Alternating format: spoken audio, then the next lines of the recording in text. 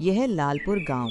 यहाँ की सुबह सूरज की पहली किरण के साथ ही जाग जाती है। गांव की गलियों में जहाँ एक तरफ काम पर निकलने की जल्दी है, वहीं दूसरी तरफ है जायके का वो तड़का जिसके बिना लालपुर के लोगों का दिन शुरू नहीं होता।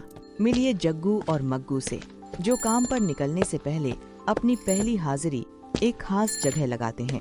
तो चलिए सीधे चलते हैं वहीं।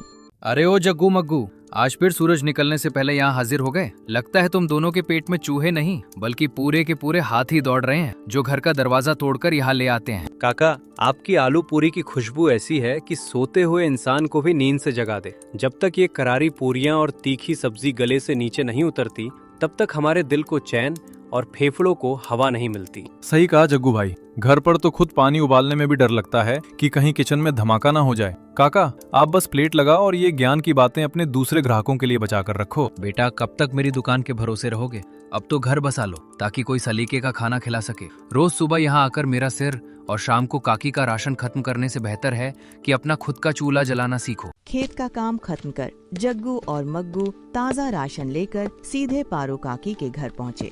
अब देखना यह था कि अपनी मीठी बातों से ये दोनों काकी को मटन बनाने के लिए कैसे मनाते हैं।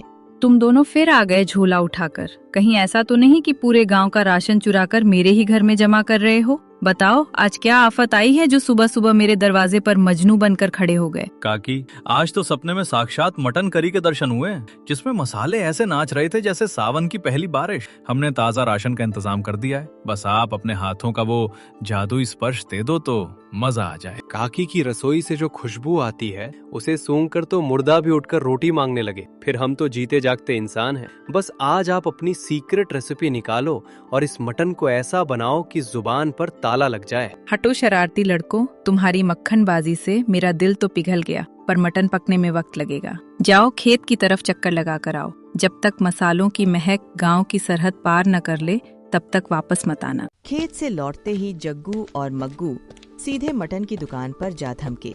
आज सवाल पारो काकी के हाथों के स्वाद का था, इसलिए ताजे माल को लेकर मोल भाव शुरू हो गया। भाई जग्गू, आज तो बहुत भारी मात्रा में मटन ले जा रहे हो। क्या घर में कोई शादी तय हो गई या फिर लॉटरी लग गई है? इतना ताजा माल तो शहर के बड़े होटलों वाले भी तरसते हैं लेने के लिए। शादी तो नहीं भाई, पर आज पारो काकी के हाथ का स्वाद चखने की जो तलब उठी है, उसे ये मटन ही शांत कर पाएगा। तुम बस वजन सही करना, क्योंकि आज एक एक पीस हमारे लिए सोने के सिक्के के बराबर है। अरे दुकानदार भाई, तुम तौलने पर ध्यान दो। हमारी किस्मत का फैसला तो काकी की कढ़ाई में होगा। अगर आज मटन थोड़ा भी इधर उधर हुआ तो समझो हमारी पूरी रात की नींद और दिन का चैन मिट्टी में मिल जाएगा। तुम दोनों का पागलपन देखकर तो लगता है कि तुम मटन खाओगे नहीं बल्कि उसकी पूजा करोगे। खैर, ये लो अपना थैला और संभल कर जाना, कहीं रास्ते में कुत्तों की फौज तुम्हारे पीछे ना लग जाए। अब बारी थी पारो काकी के असली हुनर की। रसोई में मसालों का खेल शुरू हो चुका था और जग्गू मग्गू टकटकी लगाए काकी के हाथ की जादूगरी देख रहे थे। देखो बच्चों, मटन बनाना कोई बच्चों का खेल नहीं है। इसमें सब्र और सही मसालों का ऐसा तालमेल चाहिए जैसे संगीत में सुर और ताल। पहले इस मटन को मसालों में नहलाया जाएगा, फिर इसे प्यार से आंच पर बिठाया जाएगा। काकी, आप तो ऐसे बोल रही हैं जैसे किसी फिल्म की शूटिंग चल रही हो, पर सच कहूँ तो आपकी बातों से ही मुंह में पानी का सैलाब आ गया है। हमें तो बस उस पल का इंतजार है जब ये थाली में सजेगा। भाई जग्गू, काकी के हाथ में जो हुनर है वो तो किसी बड़े शेफ के पास भी नहीं होगा। देखो कैसे मसालों का रंग मटन पे चढ़ रहा है। काकी, थोड़ा तीखा ज्यादा रखना ताकि हमारे कान से धुआं निकले और मजा दुगना हो जाए। चुपचाप यहीं आंगन में बैठे रहो और शोर मत मचाओ, नहीं तो मसालों का स्वाद बिगड़ जाएगा। जब हांडी से खुशबू आने लगे तब बुलाऊंगी, तब तक शांति से इंतजार करो। काकी के हाथ का मटन चखते ही दोनों दोस्तों के होश उड़ गए। स्वाद ऐसा था कि पेट तो भर गया, पर जुबान पर एक नया आइडिया नाचने लगा। वाह काकी, ये मटन है या जन्नत का टुकड़ा। ऐसा स्वाद तो मैंने अपनी पूरी जिंदगी में कभी कल्पना में भी नहीं सोचा था। हर निवाले के साथ ऐसा लग रहा है जैसे कोई मधुर संगीत कान में बज रहा हो, और भूख और बढ़ती जा रही है। सच में मग्गू भाई, काकी को तो किसी बड़े शहर के 5 सितारा होटल में होना चाहिए था। यहाँ गांव में इनका हुनर छुप रहा है। काकी, अगर आप ये मटन बेचना शुरू कर दें तो लोग जमीन आसमान एक कर देंगे इसे पाने के लिए। अरे तुम दोनों बस अपनी भूख मिटाओ। मुझे पैसे और शोहरत का कोई लालच नहीं है। मुझे बस तुम जैसे बच्चों को भरपेट खिलाकर तसल्ली मिलती है। ये होटल वोटल मेरे बस की बात नहीं है। मैं अपनी झोपड़ी में ही खुश हूँ। काकी की बात अपनी जगह सही है, पर मग्गू जरा सोच, अगर हम गांव वालों को ये स्वाद चखाएं तो क्या नजारा होगा। लोग उस फीके चिकन वाले ठेले को भूल जाएंगे और हमारे मटन की आरती उतारेंगे। आइडिया बुरा नहीं है। बाजार के मशहूर चिकन का स्वाद चखने के लिए आज दोनों दोस्त ठेले पर जा पहुँचे। पर क्या ये स्वाद पारो काकी के हाथ के जादू का मुकाबला कर पाएगा? आओ साहिब, शहर का सबसे मशहूर स्पेशल चिकन यहाँ मिल रहा है। जो खाए वो पचता है और जो ना खाए वो भी पचता है। सिर्फ 150 रुपए में पूरी प्लेट भर के। ऐसा मौका फिर दोबारा नहीं मिलेगा। जल्दी आओ भाई चलो आज अपनी किस्मत और जुबान दोनों आजमाते हैं। देखते हैं इसके पास ऐसा क्या है जो इतनी भीड़ लगी है। 2 प्लेट लगाओ भाई, और जरा मसाले संभाल कर डालना, हमें तीखा पसंद है। थू, ये क्या खिला दिया भाई? इसमें तो ऐसा लग रहा है जैसे मसालों की जगह धूल और मटन की जगह लकड़ी के टुकड़े डाल दिए हों।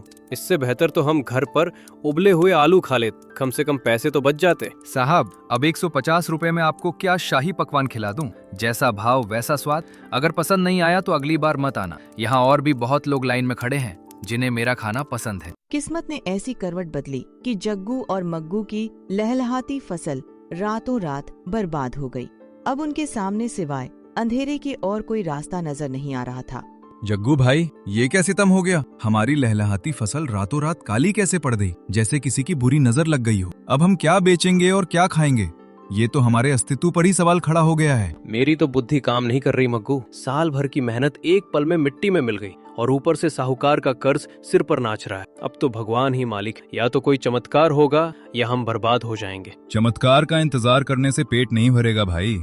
हमें कुछ न कुछ तो करना ही होगा, वरना ये खेत भी हमारे हाथ से निकल जाएगा। फसल सड़ने का मतलब है कि अब हमारे पास फूटी कौड़ी भी नहीं बची है, सब खत्म हो गया। हिम्मत मत हार मग्गू। जब सब रास्ते बंद हो जाते हैं तो कुदरत एक खिड़की जरूर खोलती है। हमें बस उस खिड़की को ढूंढना है। और मुझे लगता है कि हमारा वो मटन वाला आइडिया अब जरूरत बन गया है। रात का सन्नाटा था और दोनों दोस्त अपनी बर्बादी पर चर्चा कर रहे थे। तभी साहूकार अपनी वसूली की धमकी लेकर वहाँ आ धमका। राम राम जग्गू, सुना है तुम्हारी फसल ने दम तोड़ दिया है, पर मेरे पैसे तो नहीं मरेंगे ना? 21 तारीख याद है ना? अगर उस दिन तक 50,000 नहीं मिले तो समझो ये जमीन अब मेरी तिजोरी की चाबी बन जाएगी। साहूकार जी, आप तो जानते हैं कि कुदरत के आगे किसी की नहीं चलती। थोड़ा समय और दे दीजिए, हम पाई पाई चुका देंगे। हम इसी मिट्टी के बेटे हैं, कहीं भाग कर नहीं जाएंगे। बस थोड़ा रहम और इंसानियत दिखाइए। इंसानियत से पेट नहीं भरता जग्गू, मुझे नोटों की गड्डी चाहिए, दुआएं नहीं। 21 तारीख के बाद मैं एक पल की भी मोहलत नहीं दूंगा। चाहे तुम मटन बेचो या अपनी हड्डियां, मुझे मेरा हिसाब बराबर चाहिए। आप फिक्र मत कीजिए सेठ जी, हम अपनी मेहनत से आपके पैसे लौटाएंगे। बस हमारी मेहनत पे शक मत कीजिए। 21 तारीख तक इंतजार कीजिए, हम खुद आपके दरवाजे पे आकर आपका कर्ज उतारेंगे, ये वादा है। मुसीबत के इस दौर में हार मानने के बजाय दोनों दोस्त अपनी आखिरी उम्मीद लेकर पारो काकी के पास पहुँचे। अब सारा दारोमदार काकी के सहयोग और इनके नए इरादों पर था। काकी, हमारी फसल बर्बाद हो गई और साहूकार खेत छीनने की धमकी दे रहा। अब सिर्फ आप ही हमें इस दलदल से निकाल सकती हैं। अगर आप मटन बनाने में हमारी मदद करें तो हम ठेला लगाकर कर्ज चुका सकते हैं। तुम बच्चों की ये हालत देखकर मेरा कलेजा मुंह को आ रहा है। मुझे पैसे नहीं चाहिए, बस तुम दोनों खुश रहो। मैं मटन बनाऊंगी, तुम दोनों बस उसे बेचने का जिम्मा उठाओ।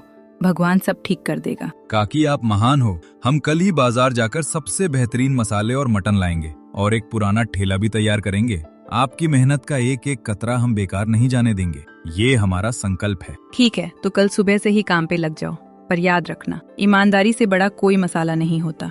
अगर नियत साफ रखोगे तो लोग तुम्हारे हाथ चूमने को मजबूर हो जाएंगे। अब जाओ और तैयारी करो। किस्मत बदलने के इरादे से जग्गू और मग्गू ने बाजार में अपना नया ठेला सजा दिया। अब देखना यह था कि क्या काकी के हाथ का जादू इस अनजान भीड़ का दिल जीत पाएगा। आओ भाई आओ, लालपुर का सबसे मसालेदार और ताज़ा देसी मटन यहाँ मिल रहा है। जो खाएगा वो अपनी किस्मत को सराहेगा। मात्र 180 रुपए में ऐसा स्वाद कि 5 सितारा होटल भी इसके आगे पानी भरे। अरे जग्गू, तुम तो किसान थे, ये मटन का काम कब से सीख लिया? कहीं फसल सड़ने के गम में दिमाग तो नहीं चल गया? चलो एक प्लेट लगाओ, देखते हैं तुम्हारे दावों में कितना दम है। भाई, एक बार खाओगे तो रोज ही नजर आओगे। ये हमारे हाथ का नहीं बल्कि पारो काकी के हुनर का जादू है। ये लीजिए गर्मा गर्म मटन और चावल, खुशबू ही बता देगी कि माल कैसा बना है। अरे गजब भाई, ऐसा स्वाद तो पूरी तहसील में कहीं नहीं है। मसाले एकदम कलेजे को छू रहे हैं ओए सबको बुलाओ, आज तो यहाँ असली दावत होने वाली है। जग्गू भाई तुम तो छा गए। कामयाबी के बीच अचानक काकी की तबीयत बिगड़ गई। अब जग्गू और मग्गू के सामने न सिर्फ कारोबार बल्कि अपनी साख बचाने की भी बड़ी चुनौती थी। जग्गू भाई जल्दी घर चलो, काकी को तेज बुखार है और वो जमीन पर गिर पड़ी थी। अब वो उठने की हालत में भी नहीं है। अब कल का मटन कौन तैयार करेगा? साहूकार की 21 तारीख तो सिर पर आ खड़ी हुई है। ये तो बहुत बुरा हुआ मग्गू। काकी का आराम करना पहले जरूरी है। पैसा तो हम फिर कभी भी कमा लेंगे, पर मुश्किल ये है कि अगर कल ठेला नहीं लगा तो साहूकार और गांव वाले समझेंगे कि हम हार मानकर भाग गए हैं। लेकिन हम खुद मटन कैसे बनाएंगे जग्गू भाई? हमें तो ये भी अंदाजा नहीं है कि मसालों का सही नाप क्या है। हम तो पूरी रेसिपी का कबाड़ा कर देंगे। हमें काकी से सलाह लेनी होगी, वरना हमारी महीनों की मेहनत मिट्टी में मिल जाएगी। बिना उस्ताद के मैदान में उतरना भारी पड़ गया। जग्गू और मग्गू ने जोश में मटन बनाने की कोशिश तो की, लेकिन स्वाद का जादू पूरी तरह फीका पड़ गया। मग्गू, काकी ने कहा था कि मसालों को तब तक भूनना है जब तक वो तेल ना छोड़ दे, पर यहाँ तो सब कुछ जलकर काला कोयला होता जा रहा है। जरा पानी डालो वरना पूरा धुआं उठ जाएगा और लोग समझेंगे कि घर में आग लग गई है। भाई मैंने जैसे ही पानी डाला तो ये मटन पानी में तैरने लगा है। ये ग्रेवी है या बाढ़ का पानी, कुछ समझ नहीं आ रहा। और ये नमक, लगता है मैंने गलती से पूरा पैकेट ही इसमें पलट दिया है। अब इसे कौन खाएगा? अरे जग्गू, ये क्या कचरा खिला रहे हो? कल वाला स्वाद कहाँ गायब हो गया? ये तो इतना नमकीन है कि मेरा बीपी बढ़ गया है, और मटन इतना सख्त है कि लगता है पत्थर चबा रहा हूँ। अपनी हार स्वीकार कर दोनों दोस्त काकी के पास पहुँचे। तब जाकर उन्हें पता चला कि स्वाद सिर्फ मसालों में नहीं बल्कि पकने के बर्तन में छिपा है। पागलो, तुमने रेसिपी तो वही इस्तेमाल की होगी, पर बर्तन बदल दिया। स्टील के इन चमचमाते बर्तनों में वो रूह नहीं आती जो मिट्टी की हांडी में आती है। मिट्टी की हांडी में मटन अपनी ही भाप में पकता है, तभी उसका असली सोंधापन निखरता है। ओह, तो ये राज था। हम अब तक यही समझ रहे थे कि आपके मसालों की पोटली में ही कोई जादू छुपा है। काकी, हम अभी जाकर नई मिट्टी की हांडी लाते हैं और दोबारा पूरी मेहनत से कोशिश शुरू करते हैं। मिट्टी की हांडी तो हम ले आएंगे काकी, पर क्या गैस की तेज आंच पर भी वही स्वाद आएगा जो लकड़ी के चूल्हे की धीमी आग पर आता है? क्या इसमें भी आपकी कोई पुरानी तरकीब या कोई और राज छुपा हुआ है? काकी का तजुर्बा और मिट्टी की हांडी का जादू रंग लाया। मटन की ऐसी खुशबू महकी कि पूरा गांव खींचा चला आया और किस्मत का फैसला बदल गया। वाह जग्गू, ये खुशबू मुझे जबरदस्ती यहाँ खींच लाई है। सच कहूँ तो मैंने अपनी पूरी उम्र में ऐसा लाजवाब स्वाद कभी नहीं चखा। तुम्हारा ये मटन तो मेरे दिए हुए कर्ज से भी कहीं ज्यादा कीमती निकला। लो अपने कागज और आज से तुम आजाद हो। बहुत धन्यवाद साहूकार जी, पर आज के बाद किसी किसान की मजबूरी का मजाक उड़ाने से पहले उसकी मेहनत को समझना। ये मटन तो सिर्फ एक जरिया था, हमारी असली ताकत तो हार न मानने वाला जज्बा है। काकी देखो, आपकी उस पुरानी मिट्टी की हांडी ने हमारा खेत और हमारी इज्जत दोनों नीलाम होने से बचा ली। अब हम किसान भी हैं और इस इलाके के सबसे मशहूर मटन वाले भी, और आपकी सेहत सुधरना हमारे लिए सबसे बड़ी जीत है। तो दोस्तों, जग्गू और मग्गू ने साबित कर दिया कि बुजुर्गों का आशीर्वाद और सच्ची मेहनत हर मुसीबत को हरा सकती है। मिट्टी की हांडी के सोंधेपन ने न सिर्फ उनकी किस्मत बदली बल्कि उनका खोया हुआ मान सम्मान भी वापस दिला दिया। आज उनके खेत फिर से लहलहा रहे थे और उनकी कामयाबी की महक पूरे लालपुर में फैल चुकी थी।